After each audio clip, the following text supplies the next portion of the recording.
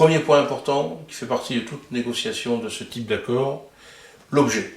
L'objet, les limites de la coopération, les limites du commerce, si vous voulez, les limites de l'implantation ou de la production. Ça, c'est un thème fondamental dans lequel le juriste va aider, si vous voulez, à la clarification, mais qui est un thème principalement de business, de stratégie, si vous voulez, des spécialistes de fusion-acquisition.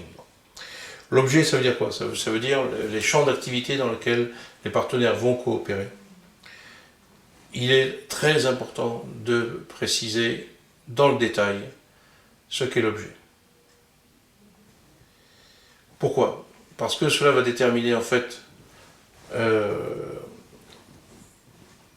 le domaine dans lequel on va coopérer, mais aussi le domaine dans lequel il sera interdit de se faire concurrence sur un territoire donné. Donc on touche là aussi à un autre problème juridique extrêmement important, les clauses de non-concurrence. Pendant le mariage, et on le verra plus loin, après le mariage, ou plutôt en cas de divorce.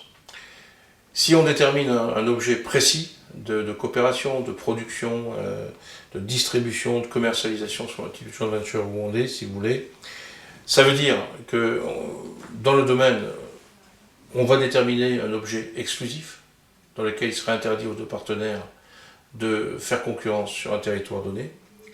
Et par exemple, lorsqu'on a fait la joint venture de transfert de technologie, eh bien, dans l'objet exclusif, il pourrait y avoir concession de licence à titre exclusif sur le territoire donné. Et inversement, pas de concession de licence lorsqu'on est libre de faire concurrence. C'est déjà un domaine extrêmement important à négocier.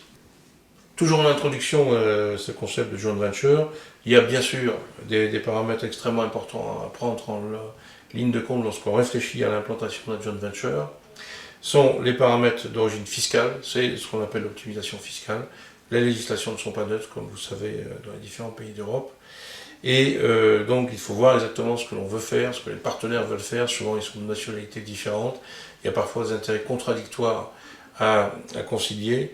Donc ça aussi, tout ça s'explore le moment venu avec les spécialistes.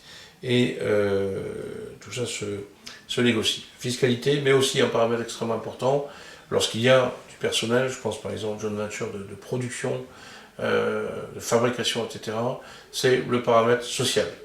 Il est évident que dans des pays à fort contenu de droit social, comme le nôtre par exemple, ça pose beaucoup plus de difficultés parce qu'il y a des sanctions pénales en cas de violation du droit du travail.